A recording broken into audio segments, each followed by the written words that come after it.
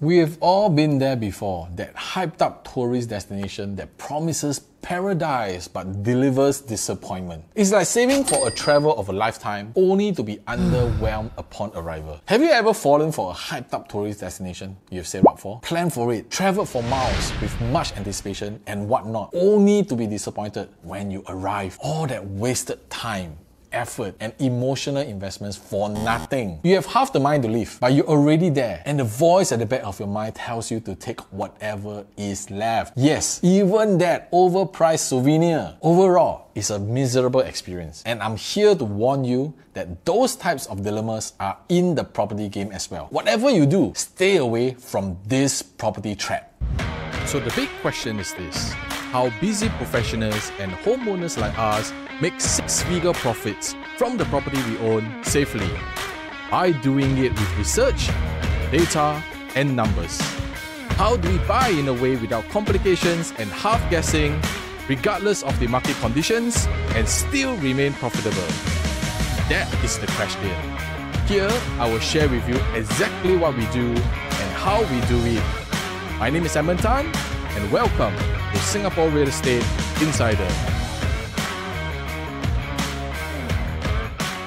Now, let's be very transparent and be very clear. A lot of agents bank on new launches for their business, provided that they have done their homework about the property, they know their pros, and are ready for the risks. Pre-launches are a good thing as they provide you an opportunity for head start investment and they give you the majority of the information upfront. However, there is no way to avoid the expectation versus reality situation when things don't plan out the way you hope. The thing with new launches is that units are limited and prices are only released later, giving you a vague picture of your investment and its potential. The truth about pre-launch sale: a new launch sale is a common strategy that lures potential property buyers into making a hasty purchase. It capitalizes on emotional purchases called emotional selling. It's an approach that focuses on appealing to customers' feeling rather than solely relying on rational or logical arguments. The idea is to connect with customers on a deeper, more personal level, leveraging emotions to influence their buying decisions. This approach recognizes that people often make purchases decisions based on how a product or service makes them feel rather than just its features or specifications. I've seen it before: crowds queuing for their turn only to be informed that the units they've been eyeing are sold out. Of course, sellers recognize the opportunity and pitch other options. Not the same as you've had the budget and idea in mind, but different options nonetheless. Unfortunately, this hard turn and decision banks depleted. Weary buyers settle for less, and there's a term for it: emotional buying. If you haven't noticed, there's an emotional attachment to the things we buy. It's natural. Don't worry too much about it. But I'll be concerned when it's not harnessed, especially with significant investment like properties. Emotional buying is based primarily on emotions and feelings, rather than a purely rational or logical decision-making process. In emotional buying, mood, personal desires, needs, and the overall emotional appeal of a product or service significantly influence the consumer's decision. And we all know emotions don't last very long. Some of the potential nightmares emotions buying can do are impulse purchases, making purchases without careful consideration. This can result in acquiring items that are unnecessary, unaffordable, or not aligned with your long-term needs. Financial strain. Emotional impulses can lead to overspending and financial strain. Regret and buyer's remorse. As the initial emotionally high wears off, buyers may later realize that the purchased item is unnecessary and impractical. It's really about poor decision making. In emotionally charged situations, buyers may overlook important details, neglect to compare alternatives, or ignore red flags associated with a purchase. My advice: come prepared. Shake off the emotions or remove yourself from them. Like what you're watching so far?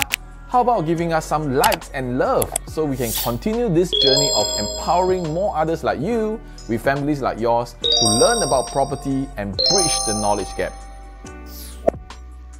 If you must attend a pre-launch, here are 5 tips to help you steer clear of emotional impulses when investing in real estate. Number 1, establish clear investment criteria. Clearly define your investment goals, criteria, and priorities before searching for properties. Determine budget, location, preferences, desirable returns, and investment horizon. Number 2, conduct thorough research. Come prepared and prioritize research on potential investment properties. Analyze market trends, property values, rental yields, and possible risks. Relying on data and facts allow you to make informed decisions, and you're less likely to be swayed by emotional factors.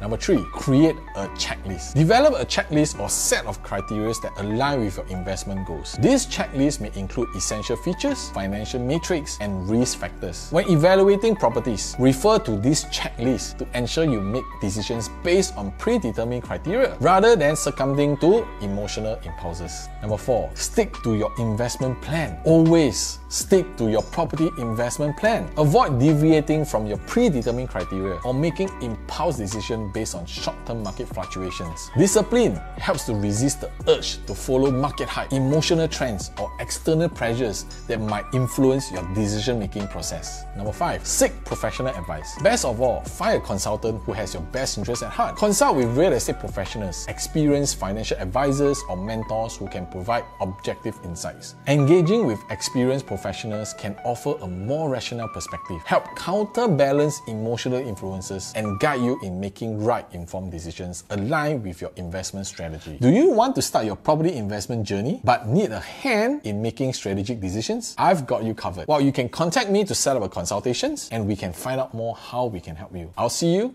in the next video.